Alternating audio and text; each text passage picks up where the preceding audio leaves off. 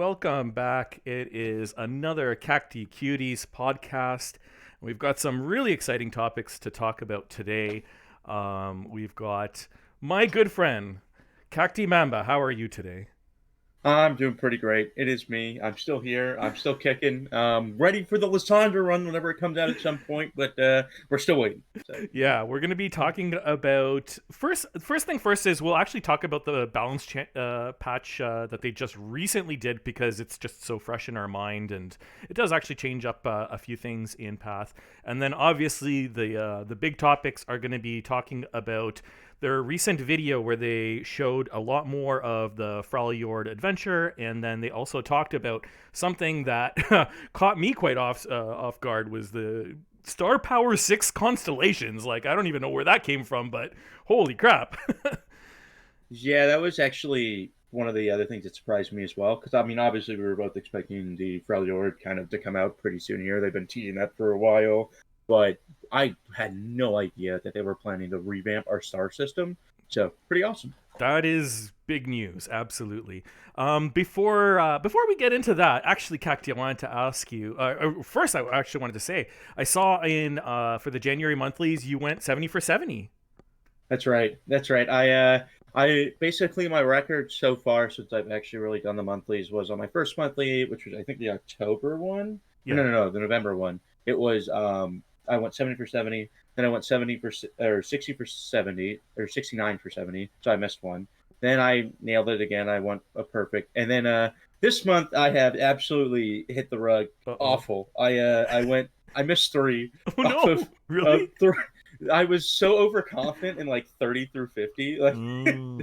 Like I look back on my the amount of characters that I use. I didn't use like half of like probably like most of my B or A tier characters. Like I was using a bunch of C tier and below characters for the most part. Yeah. In 30 through 50, and there was a couple that I underestimated for sure.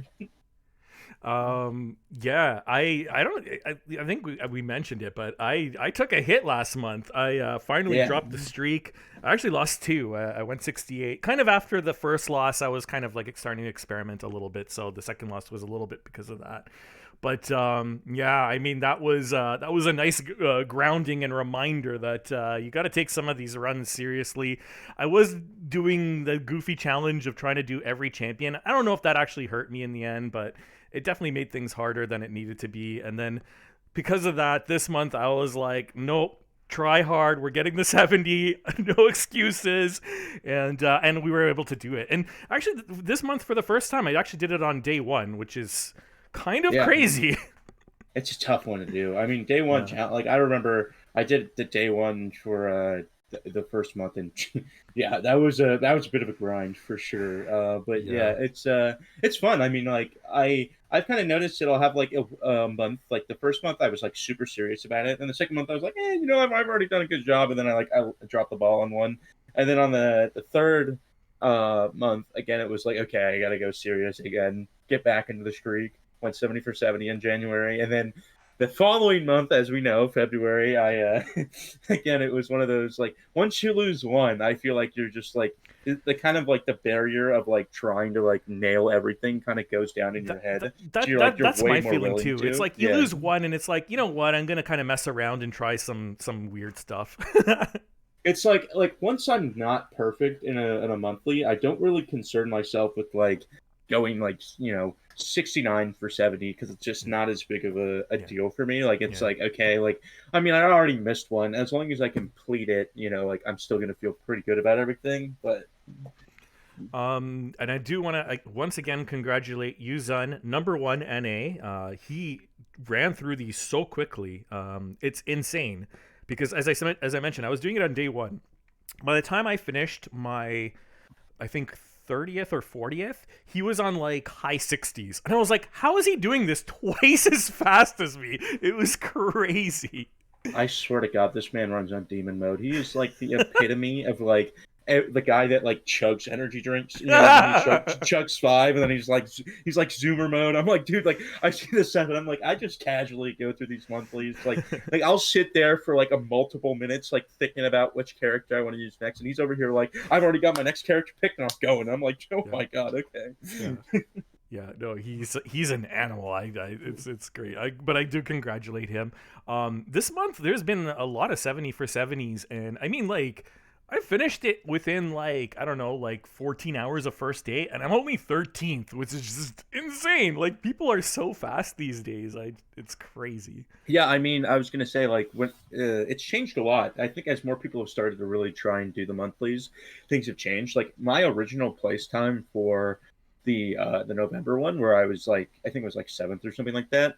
I only had like, I think I finished it like at 9 o'clock in Pacific time. So for Yeah, some people, it showed up as like the next day, yeah, right? Like in so like in the span of 24 hours of that thing being released, so technically 21, but like in the span of 21 hours, I was still on the first page. Whereas like mm. you could never do that now. If you No, took that yeah, long to do the challenge, you'd be yeah. on like the next couple pages. It's pretty wild. Yeah. All right, that's enough monthly talk. And then before we get into the juicy details, I did want to talk about the balance patch that they just released, literally as of, I guess, yesterday, today. I'm not sure, but It was yesterday, yeah. yeah. And I haven't even touched the game yet, so I haven't even seen these in action. But I mean, we got the patch notes, lots and lots of interesting stuff. I'm not going to go over too much of like the specific card changes, even though they are relevant for Path, especially the champions. Like, I mean, stuff like Yumi losing a health point is kind of a big deal for, I think, for Path. Hmm. Kaisa gaining +1/+1 is also kind of a big deal. Like, it's going to be There's a very couple interesting. small number adjustments. That the biggest Yeah. ones that I see that are kind of like the big like nerfs and stuff. I think Yumi's is probably the biggest. I Yeah. think losing a health point is just insane. Yeah. Morgana having the two more targets doesn't feel that bad, but it No, does adjust you a little bit. I think for Path it's not going to be that bad. I think that's No, like a big change for PvP. But in Path, I mean, I can target 10 things pretty it'll quick. affect. Yeah. It'll still affect a couple things, but It it's not will. going to be Yeah. nearly as bad. Yeah. Elder Dragon actually has lost. So what Elder Dragon's kind of is one of the more interesting ones in the sense that his boons lost a lot of power, Yeah. but he gained a little bit more Yeah. power in respect to that. So basically, because of that, you don't get the same health buffs that you would have from Yeah. before, which is huge. Like you're not Yeah. getting the same amount of health, but Elder Dragon still compensates for that in his own stats with Yeah. having with the I extra two I attack and feel two like health. overall it probably balances out. I don't think it's going to change him on my tier For list. Elder, Yeah. it balances himself out, but Yeah. it like nerfs some of his other units Oh, that for would have sure, had for sure, for that sure. would have been stronger. Because like for Yeah. example, in the past, if you had like the mountain one and then you got the fire one, so you got fearsome and tough, and you got +2/+2 for your stats, that was a huge buff. Whereas now if you get both of those, it's only +2/+0. So now you're only getting the attack bonus, which is a pretty big nerf overall, but I still think he's going to be fine. I think Yeah. he's still an adventure champion first and foremost. I don't think he's like an absurd monthly champion.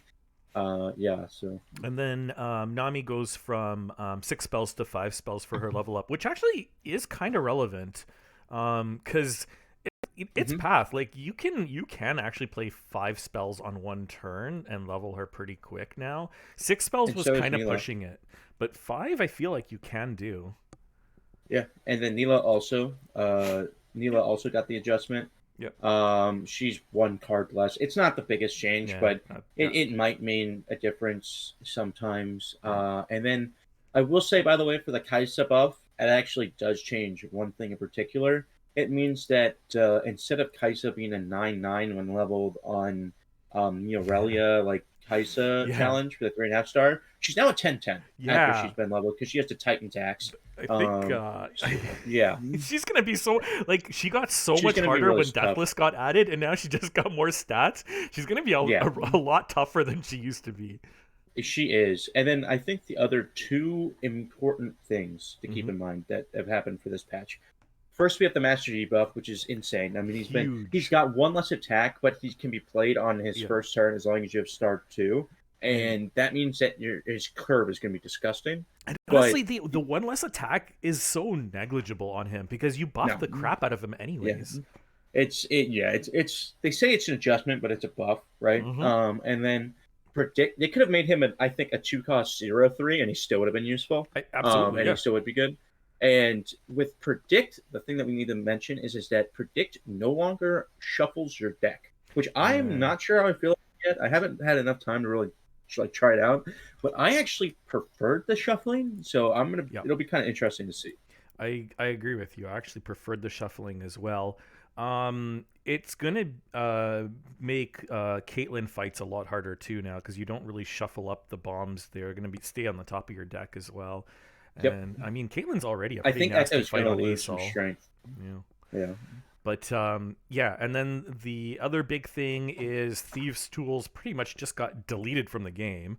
How do you feel Deleted. about Yeah. that? Actually, I wanted to ask you I'm about that. actually a fan. I mean, like, Okay. unless you're like, I was never one. I was never like the nap person that would like Yeah. go in and try to mill out people. I think it's a fun strat, but it's Yeah. not like it was never my favorite. And I just like a lot of the time in some of these different like decks that had them, especially it was like on the decks that didn't need a nab. You know what I mean? Like if you look at the 4 decks that it did have them on, it was the Darius, the Nasus, the Kane, and the Vi, which are Mm-hmm. not very useful Yeah. for any of those, you know. And I'm kind of happy that they're out of Yeah. that, especially whenever they were a Hextech Fabricator 2 one, right? Mm-hmm. Which was not very good because, like, whenever you were using it with, like, an Ash deck or with some of the other decks that have the blue, like, buff, right? You would be getting buffs that you didn't want. You would be getting these, right? Instead of, like, the stat buff or, like, the mana gem buff, right? And so I think it's a lot better now. I think I actually like your approach as to this as well because I think of it as actually 3 changes, not 1 change, and I think a lot of people on Reddit and forums are kind of oversimplifying it and just saying, "Oh, Thieves Tool is gone." So there's kind of 3 changes. So one is, as you mentioned, it got removed from the Hextech Fabricator 2 pool from generating random rare items on cards, and that is I'm so happy about this because that was just god Mm-hmm. awful. The thing about NAB is you have to plan your turns, you have to plan your mana, and when you're randomly generating it, you can't do that. You can't predict that you're going to randomly make a NAB item onto your deck. So eliminating that from Hextech, amazing. I'm super happy about it. Then the second part is, like you said, taking it out of those the decks, the 4 decks, Darius, Nasus, Vi, and Kane. I'm very happy about that as well because NAB made no sense with those decks. None of those decks benefit from card draw. None of those have any NAB synergy. It was just a random item that made no sense. So I'm very happy about that. If they decided to put NAB on a NAB item on a deck that actually has some synergy, like for example, like I guess like to a certain degree you could say like Neela getting an extra draw or something like that, I wouldn't mind that. But like Mm-hmm. just putting it randomly on Ruin Runner in Nasus made absolutely no sense. It was just completely random and stupid. So I'm very happy that they took it out of the decks because they made no sense. The third part, which I actually do push back on, is they also just took it out of all the post combat and the shops. And that one I'm not so sure about. I kind of do like to have the option of trying to find NAB if that is a strategy I want to go down that route. I know it's a very unlikely route that like it's usually not a very good strategy and it's very niche that you do want to go down that strategy, but I still kind of like the option. It's kind of like the counterfeit copy power. It's like yeah, like 99% of the time I'm not taking it, but like if I have an ASOL or if I have something that actually has synergy with it, I kind of want it sometimes. And I'd rather it be in the game and just not pick it a lot of the time, but have that option.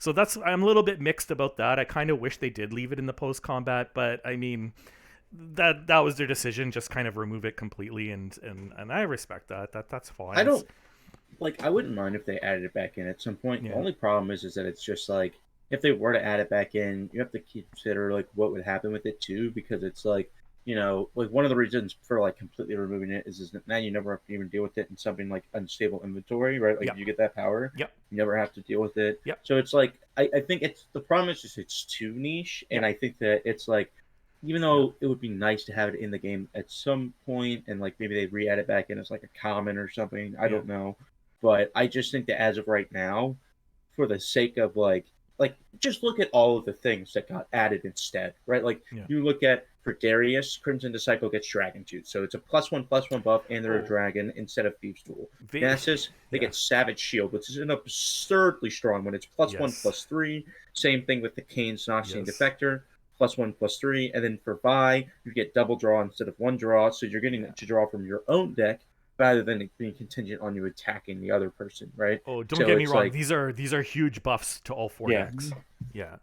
It's a huge difference, which is why it's just like like maybe at some point I'll miss the nab, but I'm not going to for right now, you know. Yeah, I 100% agree with those ones. It's kind of more just the post combat, like just finding it on post combat rewards. But I mean, I'm willing to accept that if that's the way they had to do it to deal with the Thieves Tools. I'll accept that. It's the price for victory. Okay, like come on, this is yeah. And I do definitely want to touch on kind of some rarity changes on some powers. They also did a rarity change on Eye of the Aspect, which is like, who cares? Like, who's drafting landmarks? No, I mean, like that's the one reason why, as excited as I am for Lysandra to come to as in a boss, I highly doubt we'll ever see her as an enemy or as one of the heroes for a long time. Same with like Malphite. Honestly, it could happen, but I mean, it could, but they would need some serious help, and it would it's like the same thing with Talia, where like she has landmarks, but like half of the things you draft are just because they're good with +1/+1 and overwhelm. You know, like it's like it has nothing to do with the landmarks themselves. You know. So Mystic Meditation goes from epic to rare. This is the one where it reduces the cost of all your spells in hand by 1 at the start of turn. Do you draft that one often?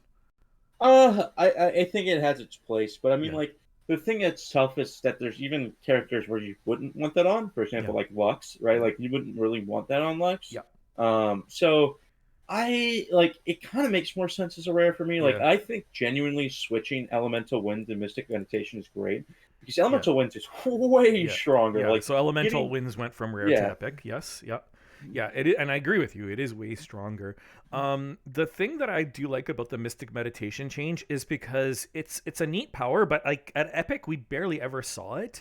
So it's like now we're actually going to see it. Now that it's a rare, we'll actually see it more often. And like you said, I mean, Elemental Winds, that never had any business being a rare. That should have been an epic to start with. It's just super, super strong. Oh, it's way too strong. Like the amount of time that I picked that on Champions and just rolled, even on Champions that didn't really have the same like need for like spells and skills to have like extra damage that got it. It was disgusting. So it's like it needed to go like to a different rarity, like a higher one. It's obviously not a legendary, but it needed to be an epic. Inheritance went from common to rare. What do you think of that? I'm a little bummed out about that. You know, me too. I was using the crap out of Inheritance, but like I don't think it be it though. I don't know. I honestly don't think it was broken. I think it does kind of require a specific deck and specific style of play. I don't know. I think it's a little bit more versatile than you're giving it credit for. Like the problem is even on characters that don't normally have as much attack, right? Like the fact that there are then those units that die get more attack makes it stronger, which then means it's just it's stacking, right? Like that's I think the problem that makes Inheritance so absurd, it isn't the first time a unit dies and you give it to a new unit. It's the second time that unit dies and it gets given to another unit, and the third, and it's like the fact that you can get like I was, for example, right before we ended up playing today, I played a Nico run. Okay, there were times at the end of my ASO run where I had like 33 attack on a unit, and it was absurd. And it's like, well, that's just how it goes because and these are consistently buffs that are given to these units, and then they transfer. But the problem is that you always are transferring that attack to something else, and I think that's where for a common, you just look at the power of a lot of the other commons in comparison to Inheritance, and you're like, okay, Inheritance is a lot stronger. Like Inheritance is just it is a lot more in tune with the rare side of powers and with the common. You have convinced me. Now that I'm thinking about it relative to the common power pool, it was really strong compared to other common powers. You're right. Like if you were to put me in a lineup with almost like any other common power, I'm almost always picking Inheritance. It's just that good. So like, and we were getting it so often because it's a common, right? Like I was rolling into that one on like almost all of my runs, and almost every single run I was just like easy pick. Like I didn't even have to spend any time like thinking about anything because it was just like I was picking inheritance over epic powers. You know what I mean? So it's like for me, I felt like it was a bit champion specific. There was some champions that I didn't really care about finding it, and there was some that I really wanted it. So I don't know, but I mean, it's really strong. It's really strong. I mean, if you had Vigar, you're obviously not picking it, right? But like, you know, if you have any, like most champions in Path to Champions are stat dependent, right? Yeah. And so whenever you have, like, except for the rare few that don't have stats that you're really reliant on, those ones, okay, I can see you not picking it. But most of the other ones, like, you're gonna want inheritance, you know. So it just kind of makes you feel better with them. Disarmed went from rare to common. I mean, honestly, that they should have done that a long time ago, in my opinion. That's totally fine. I don't even know what else to say on that. Yeah. Yeah. Okay. Agreed. Feral Senses went from epic to rare. I'm kind of glad for that because they're like, I mean, for predict champions, there really wasn't great powers to synergize with predict champions, so it's going to be really fun with Echo and a few other champions, and hopefully I don't think it was an epic. I don't think it was an epic rarity. Like it wasn't deserved to be an epic because it's like even though yes you get the ability to see what your next card is going to be, it had no effect on the board. Like you look at almost every single other epic power, almost every other epic power in the game has an effect on the board, right? It has something that actually affects the gameplay. But predict is just it's okay. Like okay, you get your next card, but like sometimes you don't even get the card that you want, right? And then beyond that, it has no like any. Almost most of the times I felt like I picked that card first. Like say I picked Feral Senses first in my run. Unless I was running like Echo, it felt pretty bad part of the way through because I didn't have that same combat strength that I would with like a different power, you know? Yeah, no, I agree with you. I think rare is kind of like the right place for it. Now, the one thing that is really bizarre, and I don't understand this, is they announced that immortality is going to go from rare to common, which is very weird since immortality has not been in the game since like before POC 1. The only thing that it is in is whenever. So I know this doesn't happen to you very often. But but whenever you lose powers, 2, if you lose before you win 2, whenever it resets, I believe every single one of the other powers was rare or common, and this was the only one that was a rare. And so I think they were saying, well, they just wanted to make it all even. Okay. Yeah, that makes sense. Yeah, it's not an actual power that's truly in the game, right? But it is like to make it more consistent across the board. It just scares me seeing this because it's like, are they thinking about bringing it into the regular power pool? Because I don't want it. I don't think so. I would be very surprised if they do. I think it's more just to keep it in line with a lot of the other ones. They just didn't really justify why they changed each one of them, so I think that's why you didn't see anything. And then I think a small adjustment, which is obviously a nerf, but is kind of still something to keep in mind, is the Lost Chapter relic. Well, yeah, I definitely wanted to talk about that as well. I know I saw people like going like losing their minds about this, and I don't think it's that big a deal, but it's a nerf. It's a pretty good nerf. It's a nerf, but think about it like this, right? If you were someone who was playing Lost Chapter over Archangel Staff, which most people would do in a lot of scenarios, doesn't that say that maybe that common needs to be pulled back a little bit into line with the rest of the commons? Like, I understand the frustration, but it's like the problem is that you have two options as a game developer whenever something like this happens. If one relic is overperforming every other relic, well, to make things feel better, you either have to buff everything to make sure everything is then in line with that relic, right? Or you have to nerf that relic. And in this situation where it's only one relic that's being the problem, you have to nerf that relic, right? Like, it's like there's just no way about it. Like, I don't get me wrong, it bums me out a little bit, but like it was needed. It was like whenever they had to nerf Gatebreaker, like they needed to nerf Gatebreaker. That was an absurdly like it was Gatebreaker when it was what it was then would have been essentially an epic as of right now, right? Like with how strong it was. Now, obviously, you can only have one epic, but like if there was the ability to have multiple epics, like of the same epic, Gatebreaker would have been an epic based on its last strength before it was nerfed, right? Yeah. It's interesting in the patch notes, they specifically say that the reason for this nerf is that it was making infinite combos their words, infinite combos, making some of them a little too easy to obtain, which I don't know. I don't know about that. I don't think it was making infinite combos that much easier. Like, it definitely does if you can copy your champions. Yeah, absolutely. But that wasn't that common. But like, I mean, like you said, I think just on a power level, like, it was quite far ahead of any other common relic. So it does make it sense to kind of level the playing field for common relics. Just any cheaper champion that can play early, to have the ability to have 3 spell mana unlocked whenever you don't really have a lot of other mana, like the rest of your mana is tapped, right? Like, say you already spent your other 2 mana for that turn. Well, then to have the ability to use your spell mana for something, especially if you have like a cheaper spell, for example, like Nidalee, right? Like, but then, like, every single time you would like transform to Nidalee, oh well, great, you just resummoned her because of her power, right? Yeah. So it's like you have things like that where it's like it becomes so easy, and it's like I am completely fine with that nerf because like Nidalee's not going to lose too much strength off that. Yeah, you know what I mean. So it's like I'm okay with that, you know. Yeah.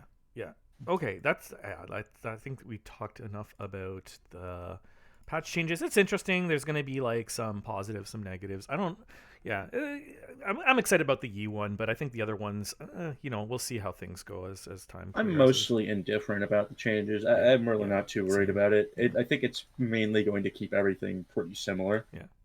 But now let's talk about like the bigger news. So we had the recent video where they made a whole bunch of announcements. They did talk about some really unfortunate changes for the PvP players, but unfortunately we don't have time to talk about that today. We might be able to address that on another podcast, but I mean, honestly, we could talk like hours on just that topic. But so we're going to just jump ahead. We're going to go straight to the announcement, that we knew that Freljord is coming, but now they've actually showed us some pictures and some information on Freljord. Yep. Okay. Would you like to go first on this exciting news, or me? I actually want to... I'm just going to bring up some pictures on stream. So the first picture that I don't know if you have my stream on, Cacti. If you do, you can follow along. The first picture is just a picture of the map, Freljord on the map, and I want to say that it looks gorgeous. I can't wait to see what the animations look like too, because like that ice in the one side looks very nice, like up top. Like not only does the map look beautiful, but I'm sure you've noticed a couple things.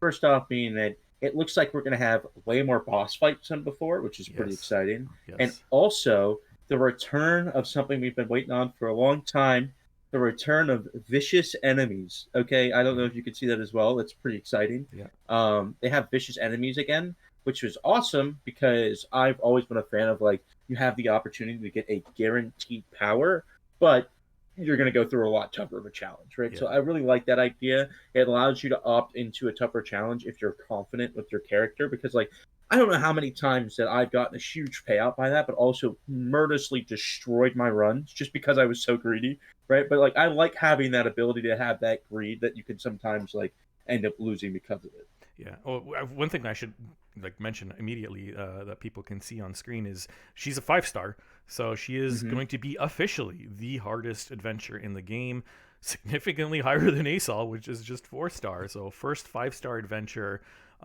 which means of course the difficulty is going to get ramped up really high. I know you're excited about that. Oh, I've been waiting for a stronger challenge than Asol. I mean, it's just like it really felt like, for most champions, the moment that you were able to, like, kind of start to beat Asol and you understood how Asol operated, it didn't feel that hard, to be honest, and it's like that's what I'm excited about. The one exception I'll say is just the Asol fight itself. Like, I mean, right. up to the Asol fight, I agree with you, but the Asol fight can be it's a little dicey. Yeah. But the problem is that even if you failed the Asol fight, you still got like 3,700 and something. Yeah, like it was crazy. Like you were still getting an absurd amount of XP. Yeah. So it's like you could still get about an entire level, even at your later levels, right? Yeah. With failing the Asol run, and so it was like I am really excited to see, like, hopefully we fail more, like, because the one thing I always remembered about the Galio run back in the day, right, was that like it felt like you would fail more against Zoe, You know what I mean? Like you And fail a Viego lot too. against Zoe Yeah. and Viego, and Yeah. so it felt like a lot of the chances were like you were actually against some of these like tougher bosses. It was Mm-hmm. hard, right? Mm-hmm. Whereas like with Asol, I think part of that's because of the variants. Like if they had made like Ash the first boss, Yeah. and then I don't know, like Katarina the second boss, like you Yeah. probably fail more. Yeah. But like just in general, like having the ability to like really struggle on the earlier levels, I think also makes a run more complete because it feels like, oh my god, like this just feels impossible. Like because like every once in a while whenever I play Asol and I was on like a weaker champion and I get Ash on the first one, it's like the game is like flipping me off. You know what I mean? But Yeah. it's like that's what I want, is I want that feeling of like, oh my god, I don't know what I'm gonna try and do, you know. But like that's what makes me excited, because it's like, and now we have one of my, this is probably my favorite region in all of Legend of Mm. Runeterra. So the fact that we are finally getting like the Freljord region, and like you're gonna see like not only like just the art look amazing, but like the idea of like you're going into like the Howling Abyss. Like it's Howling Abyss was a landmark that we have, but that's also actually the bridge that goes to Lysandra's lair. So it's pretty awesome, right? Yeah. So I just got the Lysandra. So this is going to be the adventure-wide mutator. So it's called All Things Grow Cold. It's legendary, and the effect is double the stats of and grant fearsome to the first unit the foe plays each round. What do you think of that? I mean, it's actually really interesting because unlike the ASOL one where it was only dependent on champions, this actually means that some other like cards that might not otherwise like feel that bogus, you can actually have a run like that, and like that those cards will feel a lot stronger than before, because again, remember, fearsome is a huge change, because that Yeah. means that on a lot of champions that do struggle with stats, so like maybe you're playing Vigar, you're gonna have a rough time. You know what I mean? Because Yeah. you can't block a lot of their units like Yeah. that are coming through, and those stats are doubled, so you're gonna lose health quickly. And Yeah. so I'm gonna be really interested to see what happens, especially since I don't know if you're at that slide yet, but with Lysandra especially. Yeah. Um, We'll get there. We'll I, get there. Yeah. okay. I'll wait. I'm excited, but I'll wait. You know? So the fact that they gave it fearsome means like it's like Cacti said, you're gonna take a ton of damage on the first couple turns, because now you can't really draft powers to protect you from your first few turns like you can against Asol. Like little buddies getting Paros, they're not doing anything. They're not chump blocking anything. Nope. Getting your like Vanguard soldiers, lookouts, and getting just any of these powers that summon units at the beginning. None of them have 3 attack. None of them can block fearsomes. So yeah, this is a pretty spooky power. That I will say one thing is people are going to have to get a lot more comfortable at lower health zone runs, because like we Yeah. right now we've been pretty blessed by like even throughout like most of the ASO runs, it feels like you can say predictably kind of like pretty high health. We might be pretty low health throughout like most of like a Lysandra run, and those revives might come in a lot more handy, Yeah. right?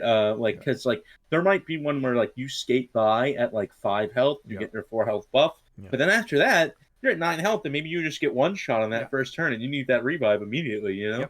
Yep. One thing I will say about this power is I kind of hope that they add it to monthlies. I know there would be a lot of people that will not want to see this on monthlies, but I mean, I want monthlies to get even harder, and I mean, this will definitely do it. I think they should add it to monthlies, but I think they should wait a little bit until people get used to this power, because if they just throw it in on the first month after they drop it, oh no, it's gonna be so brutal. See, like, you want the pain, you want the suffering on adventures. I want the suffering on monthlies. I want to be punished on monthlies. I don't know. Listen, I just lost 3 in the last monthly. Okay, let me go 70 for 70 again. Okay, like come on, let's wait a second here. Okay, so this next slide I just wanted to show is really cool because it shows just the beginning of the map, and the thing that I didn't notice until Dan Felder mentioned it is at the very beginning of the map, the paths actually branch in 3 different branches, which we've never seen before. We've always had a choice of 2, so a choice of 3 is super interesting. I don't show it on this picture, but the 3 do actually come together again on a mini boss later. But that's really interesting. What do you think of that? I'm a huge fan. Yeah. Like, so one of the things that we're going to talk about Constellations as well later, but they're kind of doing this overall is they're giving players more choices, right? Which I think is always a good thing. I think anytime you can make a player make a decision that they might end up regretting later it's really interesting, because that's what makes the fun of paths so good. And it also allows for more skill expression, right? Like you're actually able to show like how much do you know about these runs, because for a lot of people that are really experienced with like the ASO runs, like I know you play it a lot, I've played it a lot, like people like that, or like Yuzun, I'm sure he's completely crushed the challenge many times. Like you're gonna see a lot more people that are like, oh, I know which bosses are tough, I know which bosses are easy. Like Zoe is a nightmare on Galio, but she's not so bad on Nasal, right? So it's like, yeah, like you just know that like depending on who you're going into, you kind of know who's strong, who isn't. And so it's like, I think that having that learning curve, where like I'm gonna have so much fun just losing constantly and figuring out what's easy, what isn't easy in the run. Like, you know, because like for me, I don't just love playing some of these tougher challenges at like, you know, level 30 3-star, or like whatever 6-star constellation is going to be down the line. Like I have fun playing these characters whenever I'm at like level 20, you know what I mean? Now I don't know if I'll be able to play it at level 20 with Leandra, but I'm going to try. You know, like, so it's like I'll try with some of these newer champions that end up getting released. And so I'm pretty excited to kind of see like with these choices, how will these affect my runs? Like, is there going to be like a really tough branch and then like 2 easier ones, or is it kind of like, you know, like I'm just curious to see like how they make those 3 choices. Yeah. The other thing that's going to be a byproduct of just having more choices means by definition they are creating more different fights for the map as well, which means we're going to see more variety, right? Like, I mean, if there's 3 branches, they have to all be different fights. So that means more fights, and I'm excited about that, because I mean, we've been like just desperate for new fights and new challenges for so long. So not only are they like in the not only are they giving us some, but they're going to give us a lot at once, which is fantastic. Right. Whereas like in the past, it was just a reusal of like a lot of the different champions, right? That as you were talking about. So to actually have like true follower fights will be exciting. As you were kind of saying. But the other thing I kind of wanted to bring out too that I really like thematically, that you kind of like talked about a little bit, is that at the start, you're starting in like one of the only green places on the entire map, right? This stuff that has some snow, but it's still kind of grassy and everything. But then as you get further into the map, it gets really cold, right? It like the water is still running right where you start, but as you get farther down, right, like there is no water. It's just ice, right? You're climbing that mountain like the same way that like with Aesol, you kind of like you meet him at the peak of Targon, right? With Lysandra, they're like, nope, it's getting colder the farther you go in. You know, you're gonna have to struggle a little bit. So I kind of like that. I like that too, and I like I said, I actually really like the art. I think they did a really good job on the art on the Freljord. The only fight that I could find, like non-Lysandra fight that I could find on the video, was just a very quick shot of Heart of the Fluffed, which is an interesting one because that is kind of recycled. I mean, we've had some Pearl battles, but I think that also there's a messenger one as well. I think down there. Oh shoot! I didn't. Okay, yeah, I think that looks like the messenger. Okay. Well, in the same shot. I don't know if you're still on that slide right now, but in the same slot, I think it's your second picture. It looks like the messenger right after the Heart of the Fluff. It looks like you have to do 2 in a row. Okay. But I could be wrong. I'm not entirely sure. Yeah, I hope they don't recycle too many things, but I hope not. Yeah. I mean, I don't think they will. I think there will be a lot of new adventures, but I mean, and they will play differently. I mean, mutators change things a lot too. Like even I think so too. Yeah, stats kind of really changes things too.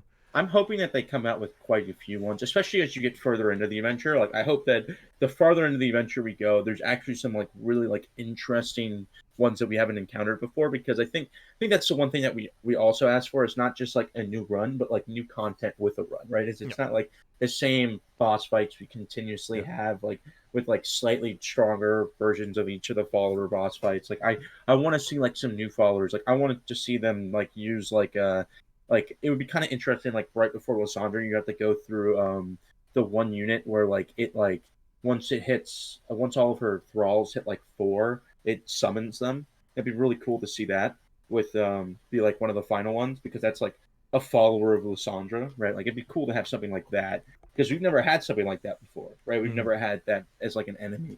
So I'm going to be pretty excited to see if they can add some new ones. Okay, so the next slide, I'm going to jump ahead. I'm going to talk about Lesandra's Mutator, her fights Mutator, Yeah. and I'm going to tell you guys, I swear to God, I spent like 5 minutes trying to capture this image because it's one frame. It's one frame in the friggin' video, but I finally was able to get it clear enough that I could read the full thing. So her Mutator is called Kneel or Freeze, which is an epic.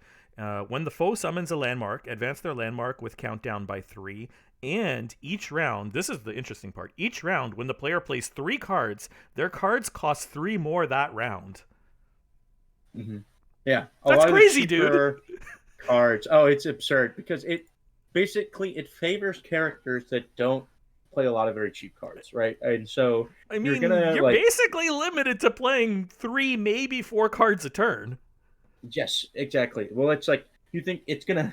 First off, Dan is so happy right now because Jinx is dying immediately because like she's gonna have a tough time playing all of her cards. You're gonna have like Samira's crying right now. Yeah. Nami is in tears, right? Like, so you've got like, and by the way, it's just like but I really like that kind of thing. Like, it's not like it's stacking every single 3 times, but like it means that you really have to think about what cards you're playing, right? Like it actually truly involves something. And not only that, like, I mean, obviously we know that it's also helping Lysandra get her Watcher out and everything faster. Like, if your Watcher ever comes down on the board, like I can't wait to get absolutely just destroyed by a Watcher, right? Like, come on, like that's gonna be awesome. But like, we're also going to have the tough part of like, it's going to feel like, hey, you're going to be wanting to play these like mid-range, stronger characters, but like also like, for example, right, like one of the strategies I've been using with ASOL recently is I've been putting Oath, the Oath of the Guardians, I think, on it, which actually won't be as good into Lysandra, right? Because Lysandra she's going to start to make those champions cost more. Now, if they're cheap enough, it'll still be fine. But like thinking about like, you have to really focus on what cards you're playing, and I like that kind of interaction where it's like, okay, you can't just get away with like infinitely playing cards. Yeah, it's super interesting. It really changes the way you play. It changes the way you draft for this map. I'm hoping that it's properly balanced. I hope it doesn't make it impossible. I know you want it to be impossible. I do. I hope it makes it really, really tough. I think there needs to be, like, I think that, especially with the fact that they're adding in Star 6 coming, you know what I mean? Like, when Star 6 since it's on the horizon already, I want this thing to feel like impossible without a Star 6. I want it to feel like you're like, we're watching a YouTube run or we're watching a Twitch stream, and like you don't know whether or not they're gonna win. It's not like like with ASOL, it was like, okay, you're probably making it to ASOL. Yeah.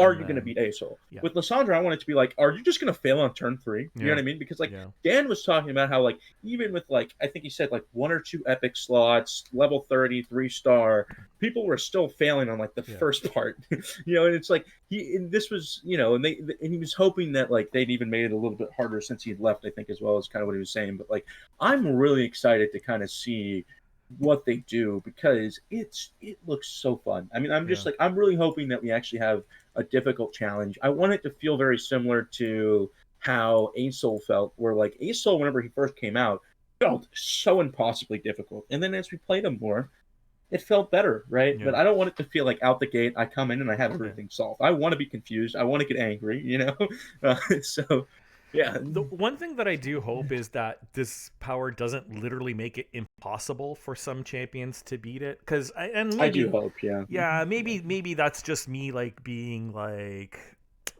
you know what? Maybe it is okay. Maybe it is okay that there are some champions that just can't beat some adventures, and we just have to accept that. Because I know there's gonna eventually be like some champions where it's like you have to play your cards, but you can't because Lysandra's putting you the mana cost too high, and then that whole like strategy goes out the window. But I think it's going to happen the same way that it happens with ASOL, where like there's going to be certain champions that are harder to play into ASOL or Lysandra unless you get lucky throughout the course of your run. Right, and it's just like, I think that's natural.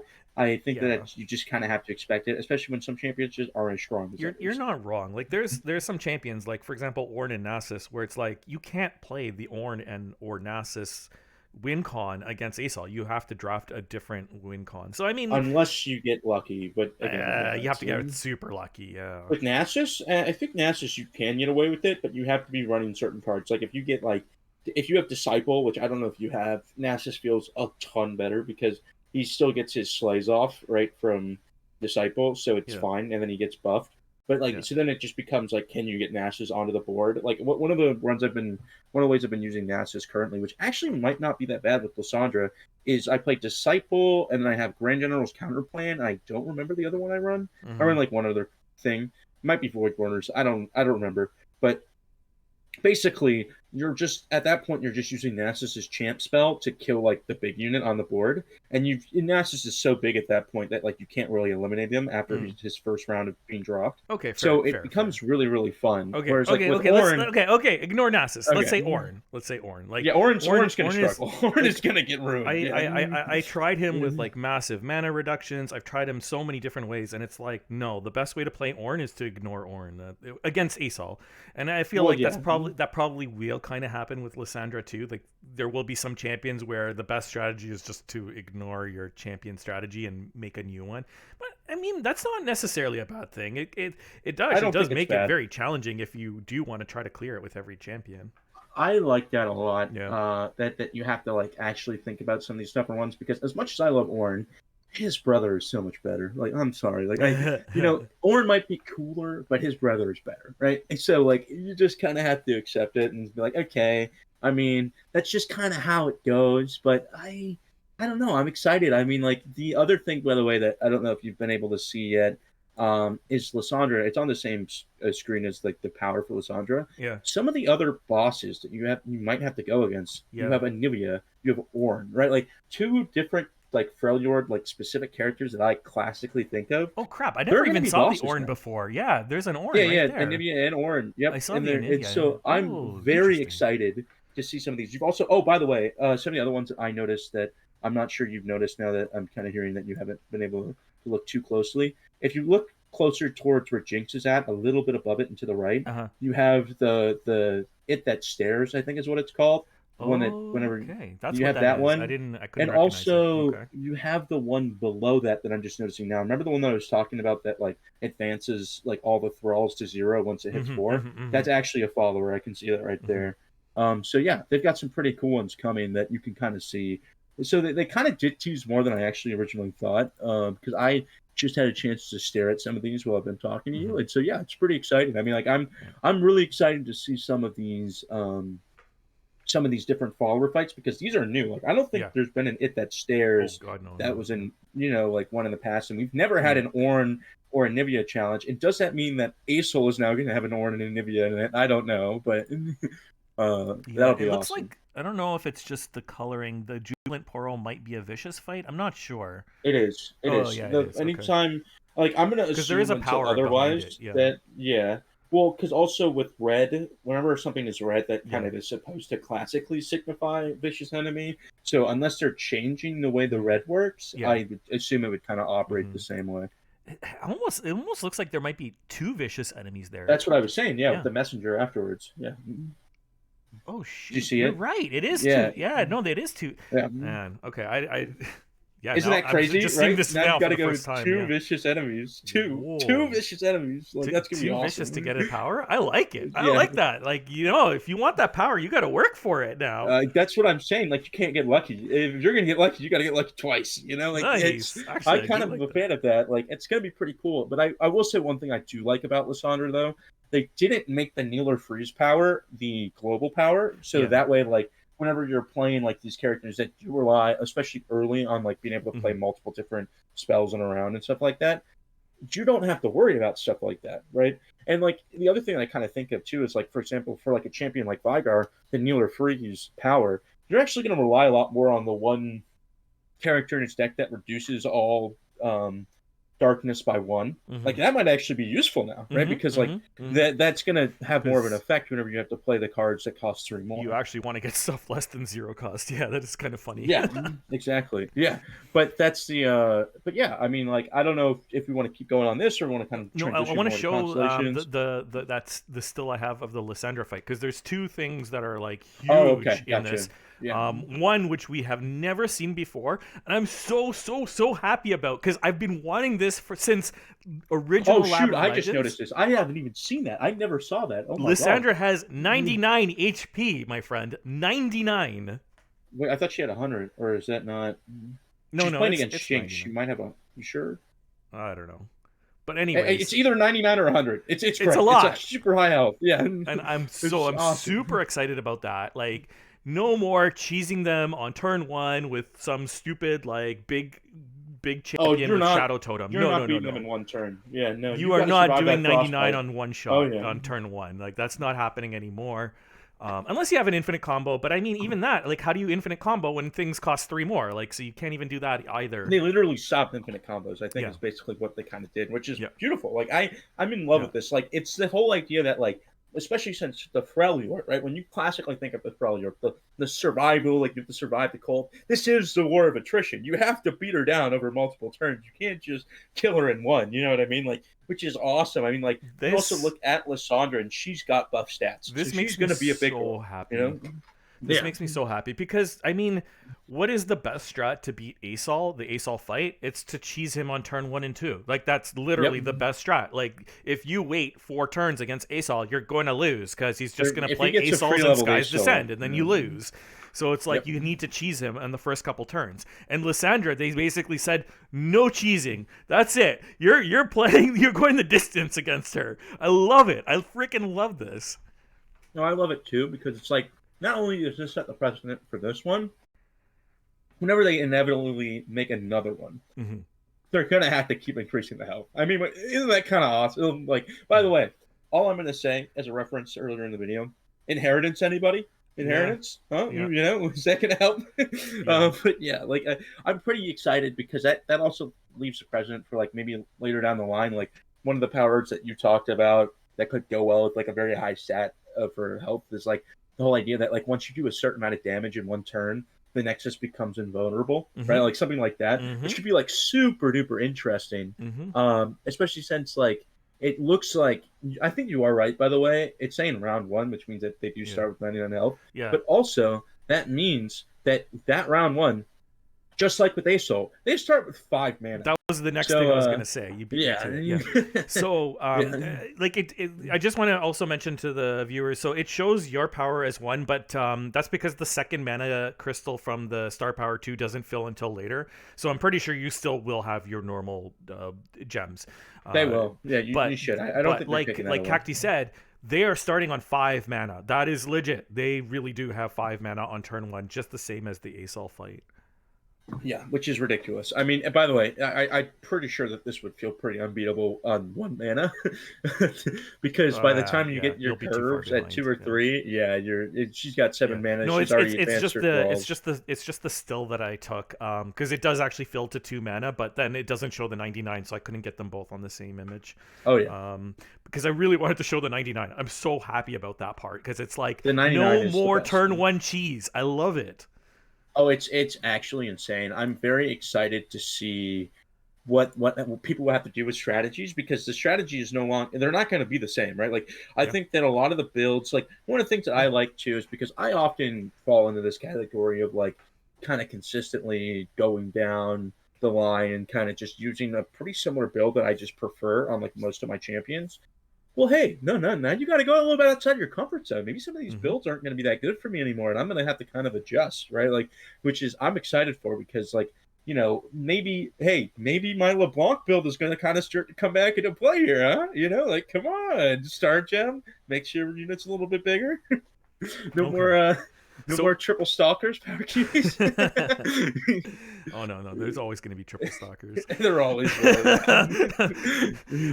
so we talked about how much the enemies are going to get stronger, but let's talk about the other very exciting thing that I didn't even know was happening, and that is we get to get stronger because they're introducing these constellations, which means that champions, I think they said select champions initially, but select champions, 20. There's going to be 20 total. Yeah, select champions will be able to go up to 6 stars. That is crazy. We're doubling the star power here.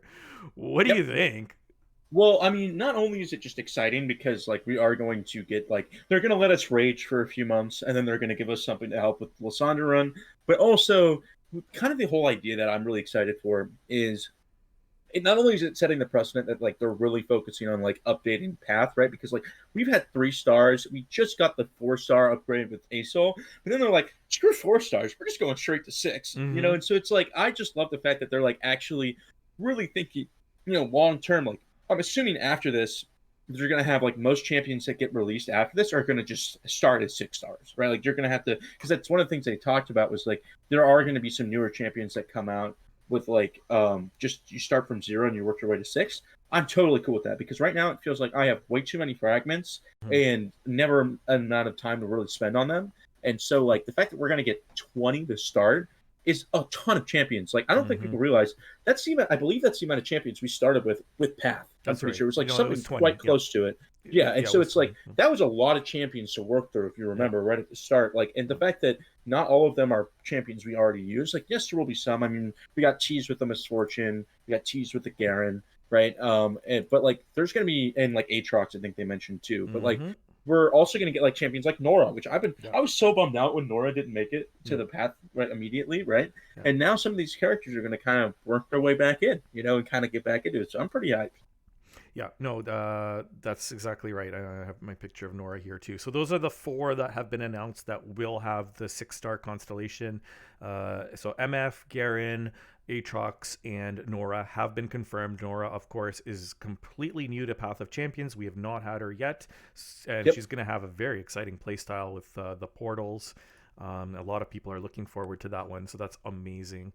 And I know you're going to mention this. Yep. But if we pan back to Misfortune, yep, there's something very interesting there, isn't there? I know what you're going to talk about. Yeah. Or do you want to mention it? I'll let you go. No, you mention it. Okay. So basically, one of the really cool things that they've kind of shown us with Constellations is that you can pick what route you want to go for your next star up. Yeah. Which is awesome. And that is super cool. I mean, like, not only is it really cool to kind of see like this cool like screen of like how like all the different stars shine really bright and all that, but like you get to pick your actual route that you go with leveling things, which is really awesome because like I don't know if they're going to let you retract those level ups or not. I don't know if that's what plans they have for things like that. Yeah. But like if you can adjust your powers for like certain runs, like say you have a Lysandra run and you want to adjust your powers slightly, or like your main goal is like, well, Lysandra, so then like you focus on those like later on.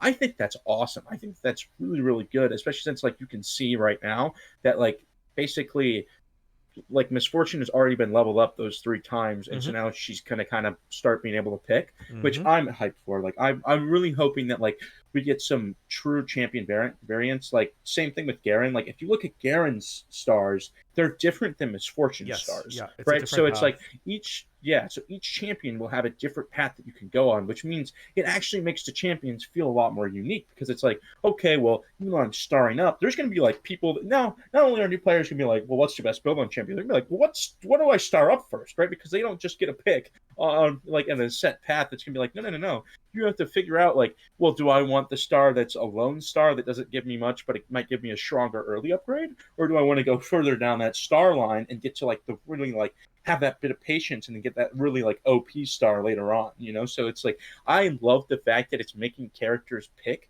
on like every like players pick on like every step of the road with characters. I didn't even think about what you mentioned earlier, which is maybe you can like toggle on and off the paths. That would be super interesting.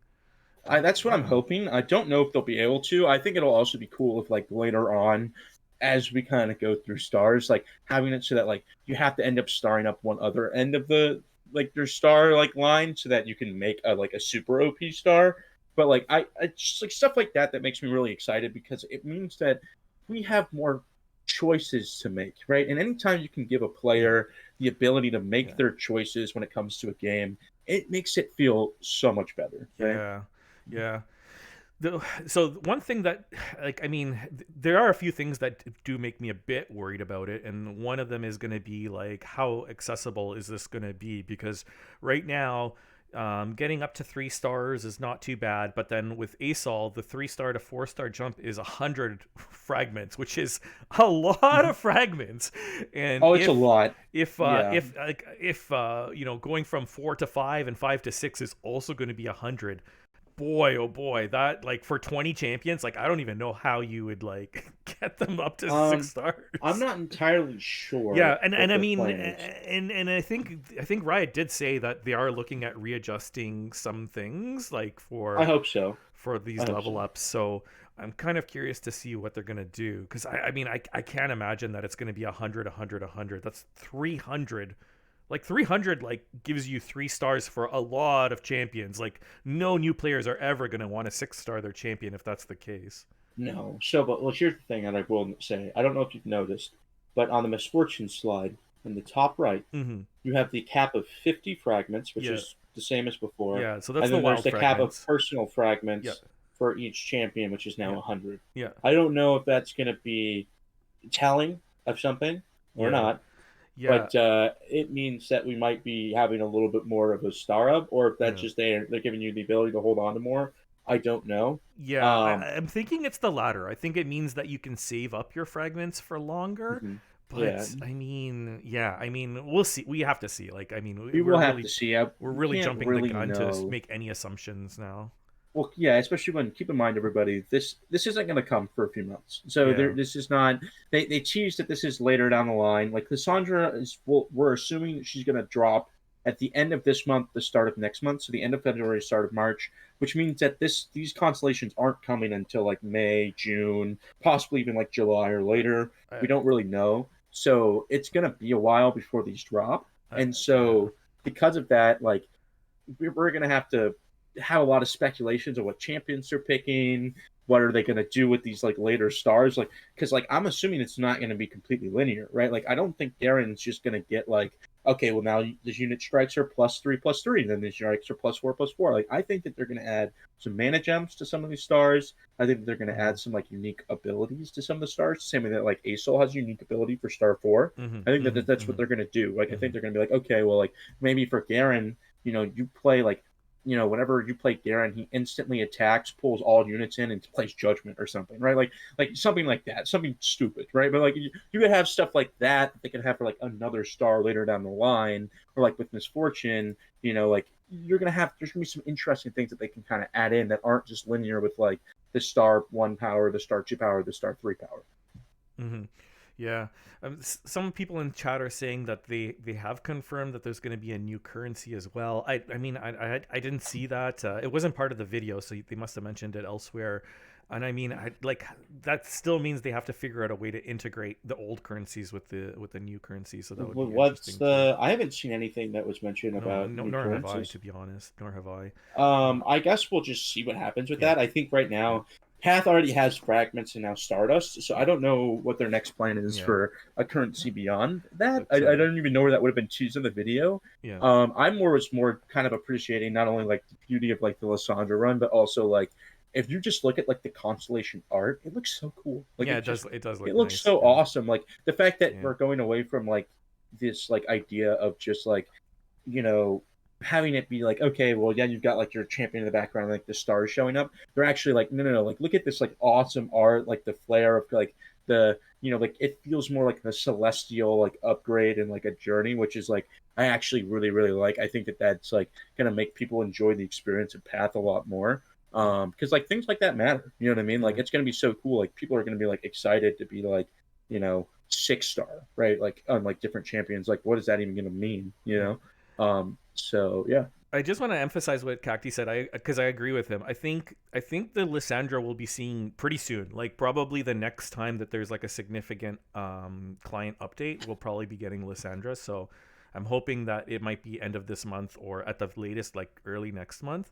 And then the Constellations I don't think are going to happen for a while either. Like I agree with Cacti. I think we're probably looking at maybe even summer before they actually institute it, because they do. I think it's gonna be late spring, early summer at the minimum. They still have some work to do on it.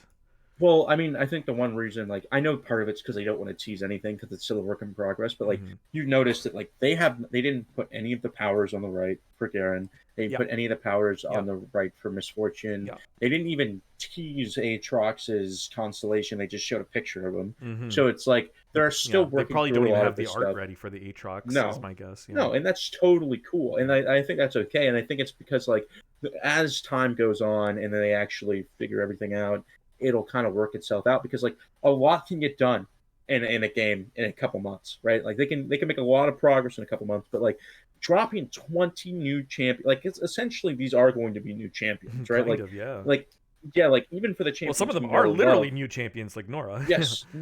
yes, and those are going to be the toughest. But even the ones that like are not new champions, that are the ones that Yeah. we've played with before, they still have to figure out: do they keep the same stars that they had before? If they do keep the same stars that they had before, do they continue to go down those routes with them, or do they go a different route? So it's like you kind of still have to think about all these different things, and like they also have to do a champion with every region. That is something that they mentioned. Mm-hmm. Every champion, there will be one champion from every region that gets a buff, and we only know about Runeterran region for Aatrox, Demacia for Garen, and then Bilgewater for Misfortune. So there's Is multiple Nora other Runeterran? I regions. forgot.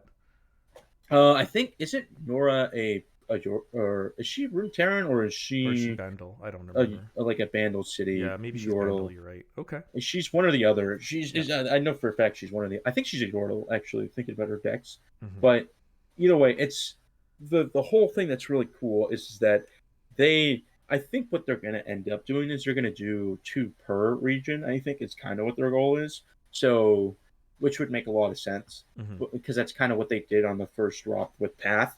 But we'll kind of see what happens. I Mm-hmm. mean, like I'm just really excited because it's not only is it teasing the fact that we're going to get more champions than we have like when we already have because that's new content, but also even for champions we know and we love, like they're actually getting like a huge like actual rework. And also I'm just noticing this as I was kind of flipping through everything, but if you go back to the first graphic, monthly challenges looks a little bit different too. I didn't want to You say know, anything, but yeah, it does. I mean, probably this which is means what that it's they going to might look be like changing it once. away from Yeah. ASOL.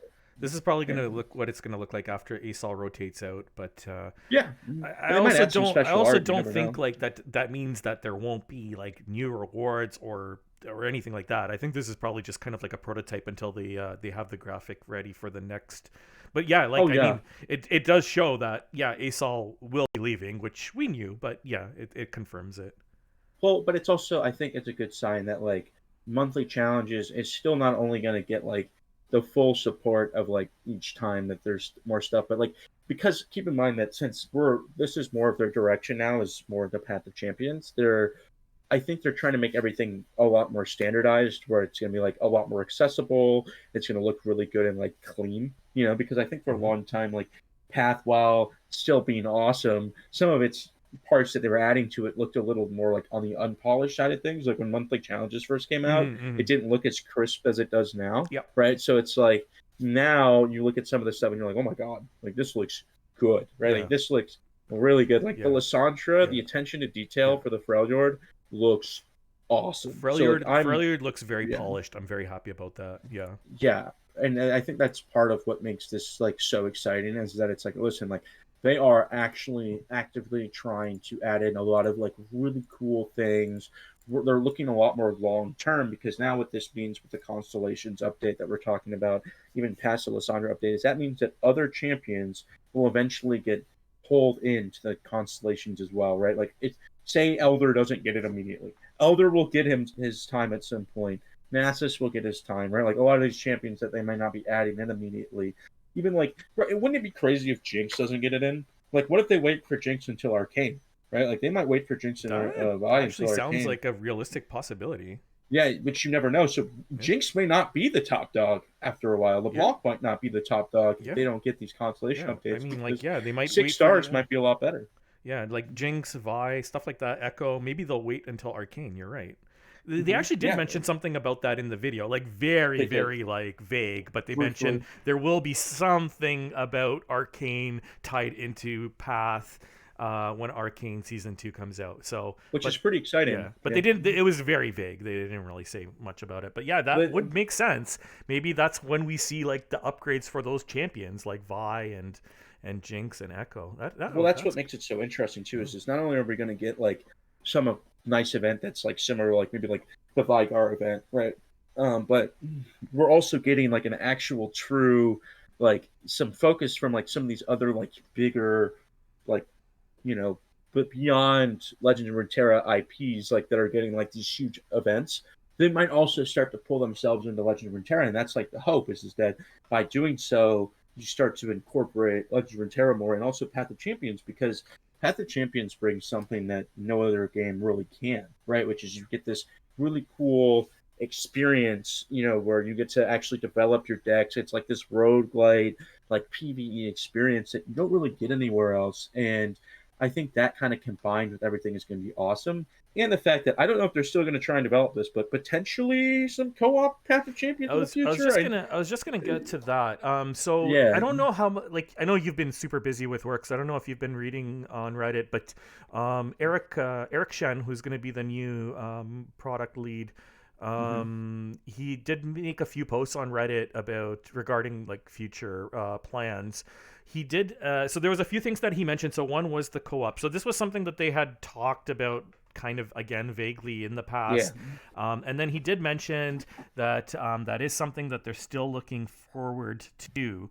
But I'm gonna be honest with you, I feel like if they're working on polishing Freljord, if they're working on Constellations, that's probably a bit on the back burner. I don't think we're going to see it. Yeah, we're not going to see it It'll soon. be a while. Yeah. I mean, we I'm might. Excited for the future, though. I think we will get it at some point, but I don't think that's their top priority. And I feel like it makes sense because like that's not really like a great monetization addition, right? Like it's like, how do you monetize co-op? Like you can't just say to players, "Oh, yeah, you want to play co-op? You got to pay for it." Like nobody's gonna be happy about that. Whereas something like Constellations, they can monetize that, and that really should be their priority right now. Like I don't want this game to die, and I mean, No, I think right now they need to look a bit more immediate because they've been trying to focus on like getting some really cool like later on stuff in, but like if they can really start to monetize Constellations, if they can monetize like.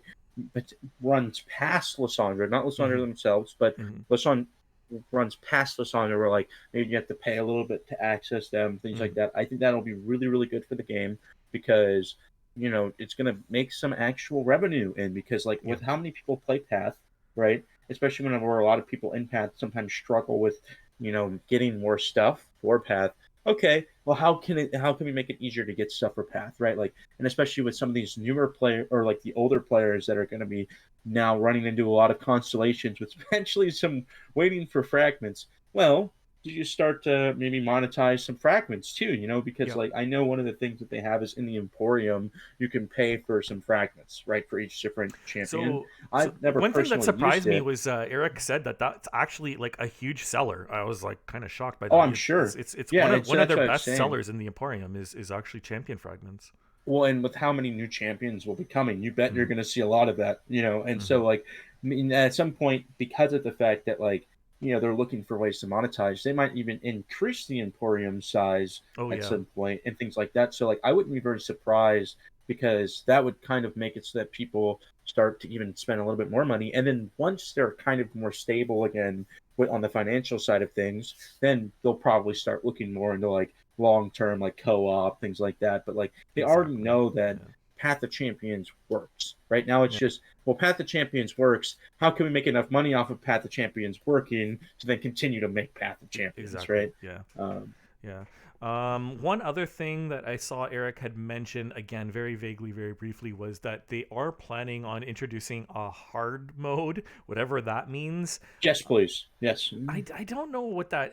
I mean, so hard mode, like, okay, it could be really, really cool. It could be, like, a flop. Like, my worry is that they're just going to make hard mode basically, beat this adventure with 0 stars power, and it's like, well, that's kind of boring. Well, I don't hope that they do something like that, because I think the one thing that they need to make sure that they do is still reward players for their progress that they've made, right, with like other champions. What I'm hoping that they would do like hard mode, it's like they add an extra mutator to the challenge, or like Yes. maybe it's random, maybe it's not, or like maybe it's like you add like, well, maybe you don't get a revive, but because you don't get a revive, maybe you get double experience, right? So it's like Yeah. things like that where it's like So you can challenge yourself, that's but what I'm hoping you're for. That's what I'm hoping for. yeah, What I would like to see, and like, don't take away stuff from the player. Don't take away their star powers. Instead, give the enemies stuff. So give them the whole map gets vicious enemy right off the bat. Bingo. yes, One. exactly. Something like that is And perfect. then on top of that, give them more stuff. Like maybe they have more HP. Maybe their Nexus has tough. Like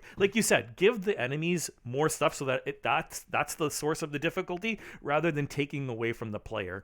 Well, And you if know they what do would that, also I'll be be really super cool? happy. Yeah. What could be really cool at some point is you could opt into the hard mode, and like every single month there was some like different mutator for the hard mode, Mm-hmm. right? So like you could have like, for this month's mutator, if you opt into the hard mode, like it's like an option you can select whenever you do an adventure. Maybe you get more experience for doing it too, but it's like when you opt into the Yep. hard mode, right? What happens is every single map you go into has a tough nexus, and you can like toggle this on and off. Obviously, like if Mm-hmm. you're on a lower level champion, you wouldn't have to, but like every single nexus has tough, right? Or every single map has vicious enemy, like Mm-hmm. something like that, where it's like maybe every single map has an ASOL power, maybe every single map Mm-hmm. has the Lysandra power, right? Like, so Mm-hmm. it's like you can do all these fun stuff, and it's like that can make it even better for like players who are still like, they want that extra challenge. Maybe they're like you, Power Cuties, where they have everything leveled, right? Or like Mm-hmm. maybe they're like me, where they have most things leveled, and they just want that extra challenge. And so it's like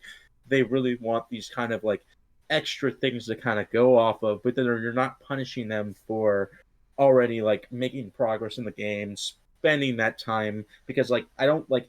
I think it's gonna be closer to what they did with like if you remember back in Lab of Legends, where they had like the hard, the Mm-hmm. brutal, and all Mm-hmm. that. Like, Mm-hmm. I think it'll be closer to that than it will be to like taking away stars. Because I Mm-hmm. really hope they're not taking away like stars, because it would be so counterintuitive, Yeah. especially with like constellations coming out. Like, Yeah. why did you get rid of stars whenever you literally have constellations being teased? Like, hey, star powers are really cool. People want Yeah. more of this. Like, don't just take them away. Yeah, yeah, exactly.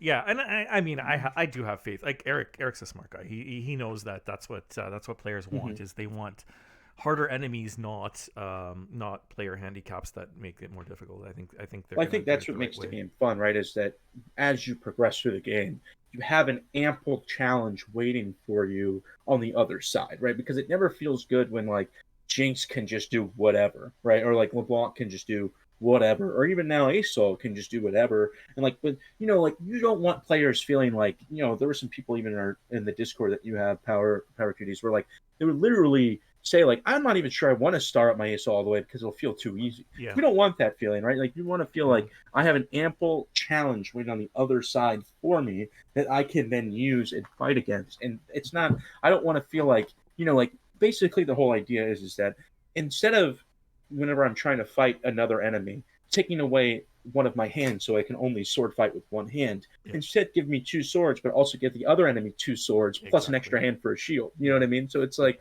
I like that kind of style of making the enemies harder, as you were kind of mentioning, rather than making everything else, easier for the enemy. yeah. Okay, I mean, as usual, we have run over time. it's that's Always. that's our Yeah. specialty. But I hope you guys enjoyed it. That was it was really interesting. I mean, I'm very excited about the future of Path. I think they have a lot of cool ideas, and some of them we're going to be seeing really soon. Some of them are going to be pretty soon, and then they even have ideas down the pipe as well. Mm-hmm. Thanks so much, Cacti, for joining me. I know you're super busy. I've been pretty busy this week too. And as I mentioned before, we do kind of want to talk about the PvP changes because I mean, those are massive changes that affect the entire game and the entire player base. We just didn't have time to do it today. So Yep. we might try to do that in some time in the future. It might be closer. We might try to do something like that closer to whenever Lysandra releases, or maybe Yeah. past that. But it'll probably be a little bit at least before we touch on that, because I know that we're going to be a little bit busy, especially prepping for Lysandra. And maybe we'll see something like right before Lysandra gets dropped, and then we'll do like something about Lysandra afterwards. But we'll kind of see when we decide to touch on that. Yeah, and I do want to say that if there's any PvP refugees watching this, we welcome you with open arms. We really love this mode. You know, despite what some people are saying, the PVE does actually have a really strong community. I've been getting a little bit offended with some PvP players saying that we have no community. That's completely untrue.